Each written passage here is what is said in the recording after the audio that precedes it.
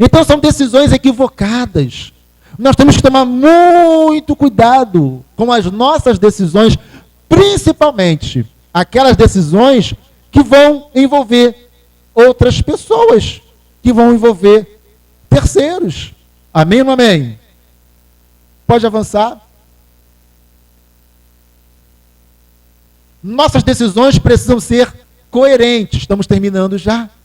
Precisam ser tomadas debaixo de oração. Então vamos lá. Nossas decisões, elas precisam ser decisões coerentes. Você vê que Jefité toma uma decisão que não era coerente. Por que não era coerente? Primeiro, Deus não exigiu o sacrifício dele. Segundo, Deus não aceita sacrifícios humanos, sacrifícios, né, que sejam feitos, né, de matar pessoas. Terceiro, foi uma decisão totalmente equivocada, porque ele deveria ter pensado, ele deveria ter previsto ou prevenido que poderia ser a sua filha a primeira a sair da porta da sua casa. Talvez ele estivesse pensando, tomara que seja minha esposa, que só assim eu vou ficar livre dela. Ué, quem garante que ele não tinha um sério problema de casamento? E quem garante que a sogra não morava com ele? E ele falou, é uma oportunidade. Vai que a minha sogra seja a primeira a sair. Não é? Mas ele deveria ter pensado que poderia ser a sua filha. Amém ou não amém? Porque ele tomou uma decisão que não era coerente. As nossas decisões precisam ser dentro de reflexões coerentes. O que eu estou decidindo é bom, é válido, é honesto, é justo? Quais as consequências, quais os reflexos dela? E para que eu coloque essa decisão em prática, quanto me custará? De que eu vou precisar? Sou capaz de levar isso adiante? Preciso fazer quais outras coisas antes de colocar em prática? Então as nossas decisões não podem ser impulsivas, como alguns tomam. A decisão de Jefité foi uma decisão impulsiva. E tem pessoas tomando decisões impulsivas, que não vêm debaixo de reflexões, que não envolvem coerência. Decisões impulsivas são muito ruins. São muito ruins.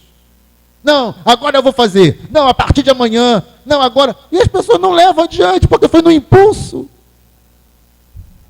Decisões impulsivas não podem ser decisões impulsivas. Precisam ser tomadas debaixo de oração. Vamos colocar nas mãos de Deus, vamos orar a Deus antes de tomar a decisão, durante e depois de tomar a decisão. Precisamos orar por as decisões. Não é? Davi e os amalequitas, lá em primeiro livro de Samuel, no capítulo 30, nós vamos ver que quando os amalequitas levam as famílias de Davi e dos soldados do exército de Davi e queimam a cidade, Davi ele vai consultar ao Senhor e perguntar, devo subir contra os amalequitas? E Deus vai responder a Davi, vai, porque você vai derrotá-los. E Davi então decide ir contra os amalequitas, e ele derrota os amalequitas, resgata as famílias, e ainda trazem os bens dos amalequitas com ele. Mas ele tomou uma decisão debaixo de oração, perguntando a Deus se aquela era a vontade de Deus. E por terceiro, aquelas decisões que geram grande impacto precisam de comprovação de Deus. Tem decisões que geram um grande impacto, que geram uma grande mudança. Imagina você largar tudo. Não, vou largar tudo e vou para outro país. Vou largar tudo aqui e vou para outro estado. Vou largar tudo aqui e vou... São decisões que têm um grande impacto. Elas precisam de uma comprovação de Deus. A minha história, quando eu era adolescente, e eu tinha meus sonhos, eu tinha meus projetos, eu já tinha o meu trabalho, e eu fazia a escola técnica, depois eu queria fazer a faculdade, eu já sabia o que eu queria ser, eu já colocava ali, né, tudo direitinho, não é? Primeiro essa escola técnica, eu fazia, não é, a melhor escola técnica que existia, a escola técnica particular, não é? Não pública, particular que existia na época. Eu trabalhava e uma boa parte do meu salário pagava a minha escola técnica. Eu trabalhava de dia e estudava à noite. Eu fiquei magrinho, que dava dó. Então, tudo isso porque eu tinha objetivos. Eu sabia onde eu queria chegar. Mas Deus começou a falar comigo, Deus começou a me chamar para o ministério. E eu nunca quis ser pastor. Nunca foi da minha vontade ser pastor. E Deus me chamava. Mas eu não queria, mas Deus me chamava. E essa vocação, essa chamada, foi ficando cada vez mais forte. E além disso, eu nem tinha capacidade nenhuma. Eu era extremamente tímido. Eu não era tímido, eu era extremamente tímido. Então, tudo indicava e tudo dizia que eu nunca seria pastor. Tinha projetos pessoais em curso, projetos pessoais já sendo executados. Já sabia onde eu queria chegar. Eu era extremamente tímido. Então, mas aí quando Deus começa a falar muito forte, eu fui buscar resposta. Primeiro eu fiquei não, e fiquei negando. Deus me fez sair do emprego. Deus começou a me apertar. E aí eu fui buscar a resposta de Deus. Então eu me tranquei em jejum e oração, orando e falando, Deus, o Senhor tem que me responder. E aí eu abri a Bíblia e Deus me deu um texto que não tem nem como eu falar assim, não, essa não é a resposta.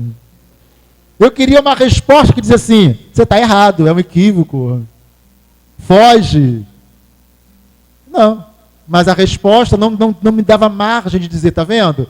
Isso é coisa da minha cabeça. Não.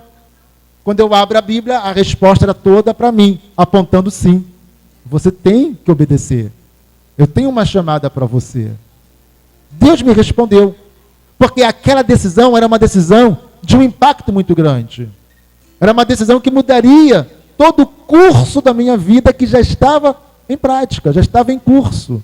Amém ou não amém? Então eu tive que ter uma resposta de Deus. Então, decisões, aquelas que geram grande impacto, precisam de comprovação de Deus. Então, por exemplo, eu não sei se eu entrego a minha vida a Jesus ou se não entrego. Eu preciso que Deus me dê uma resposta.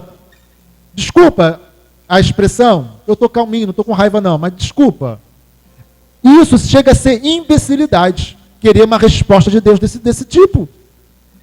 Querer que Deus dê uma resposta exclusiva se a pessoa toma a decisão ou não de servir a Ele, pelo amor de Deus. Ninguém precisa de uma resposta específica de Deus para isso.